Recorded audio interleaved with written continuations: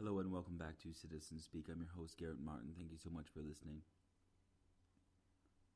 So, the VA, they just recently called me, and I've been trying to change doctors. Because the doctor that I do have, I've had a medical condition since I've been in the Army that I'm always in pain for.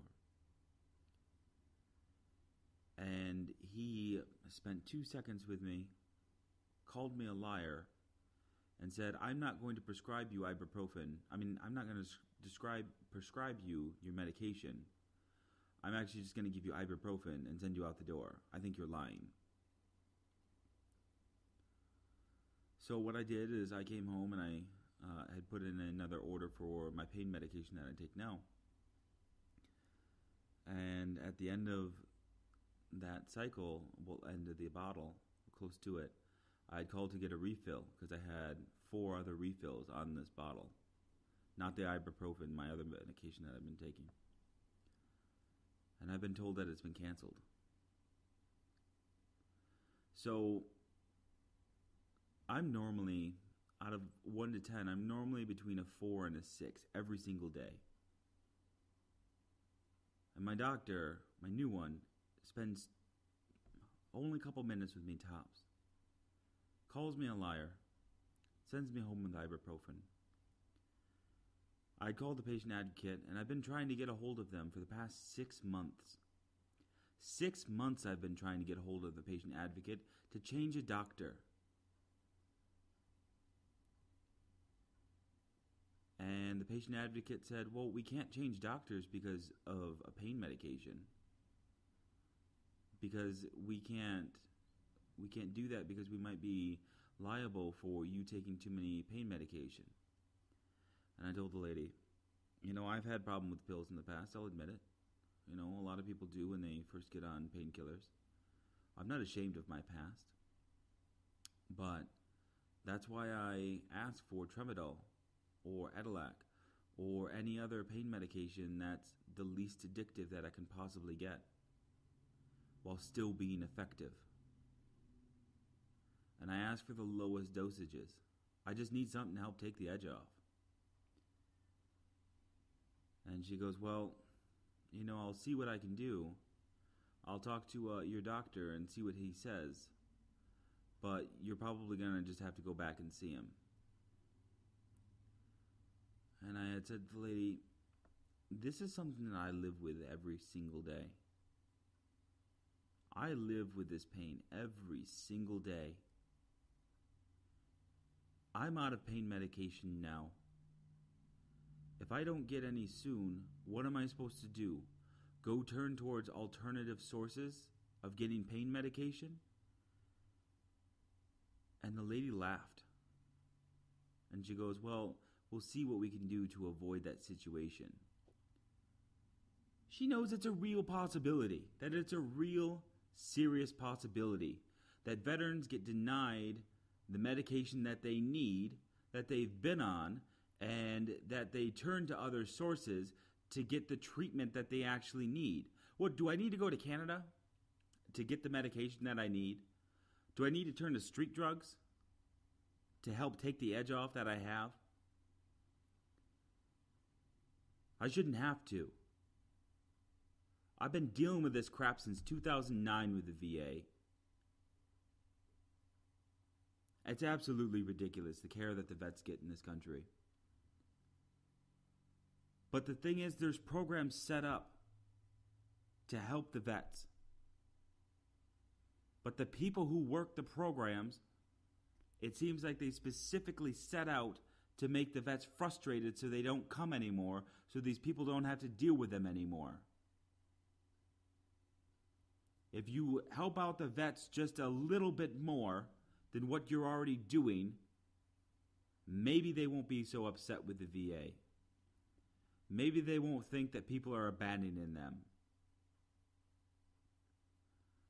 But no, you have people in my situation where their doctor retires, they get a new doctor, the new doctor is overloaded with patients, he's seeing basically 2 patients at the exact same time and says, too bad, I'm going to go see this other patient, you're lying to me, here's some ibuprofen, have a great day.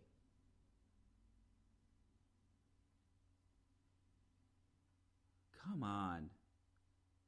What an absolute ridiculous thing to do to people, whether they're veterans or not.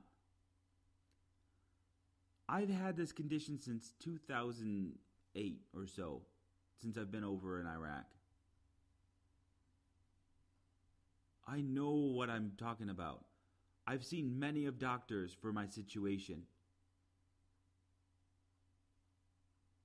I'm not trying to get an itch scratched that I really need with pain medication. I'm just simply asking for something low dose and to help take the edge off. But oh, no. I must be a liar, right? I mean, after all, that's what the VA thinks of me. I'll tell you what, when I got out of the Army, I would go from place to place, like building to building, over at the VA campus where I live at. And I would be directed from one location to another that wasn't the correct location that I needed to go to. Like in processing, going to the OIF, OEF building. My campus, I don't know about other campuses, but mine has a specific building just for veterans of OIF and OEF. But no one would tell me the correct building. So I would continue to walk around. I would continue to be told to go to one building or go to another building, but never the correct building number. It wasn't up until that I found somebody in my community who had been there and knew which building to go to. It's an absolute ridiculous thing that we have to go through.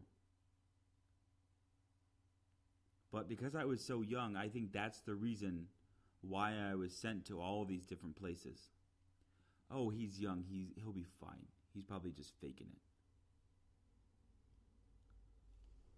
Or like I would have appointments after a while in certain buildings. And when I would get to that building, to the exact office where I needed to go, where I was told I'd have an appointment there, the person intaking me would go, no, you're not in the right place. You need to go over to this building. So I'd go over to the other building. And they said, no, we're looking you up right now, and you were in the right building. By the time I would get back over to the other building that I was supposed to be at, where I was at in the first place, it was past my appointment time. Sorry, you'll have to make another appointment. We're all full for the day. I'm sure that I'm not the only case here out like this at the VA.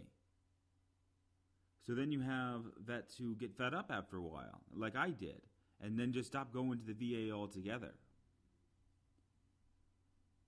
I waited for about 1.5 years, 2 years before I received any notice that I had a primary care provider at the VA, or I was even getting compensation from the VA. About 1.5 years to 2 years it took. All that time, I was self-medicating, and that's such a dumb term to begin with, but I was drinking heavily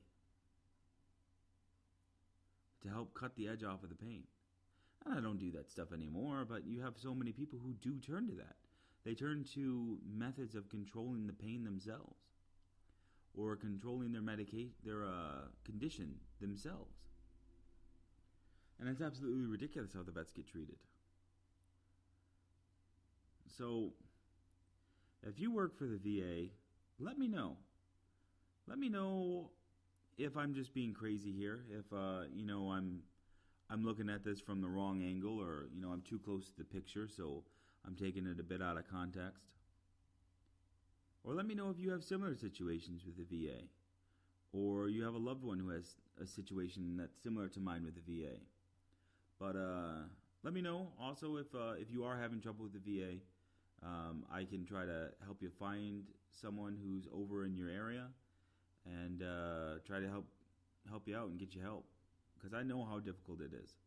I know the struggles that it takes to get to where you need to be. So let me know in the comments below. Find me on Twitter at CitSpeak. That's CITZ Speak. And I'm Garrett Martin. I'm your host here on Citizen Speak. Thanks for letting me rant. Have a great night.